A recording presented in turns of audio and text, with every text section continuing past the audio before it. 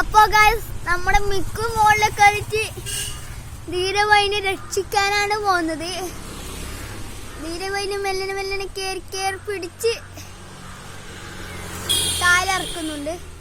പക്ഷെ അതിന്റെ കാലാറ്റം കുടുങ്ങി ആണ് ഇതാക്കുവന്ന്. പക്ഷെ ധീരവൈനെ എങ്ങനെ രക്ഷിക്കാൻ നോക്കുന്നുണ്ട്. ഗൈസ് മിക്കുവിനെ പിടിച്ച് ധീര മിക്കു പേടിച്ച് പറിച്ചിട്ടല്ലേ.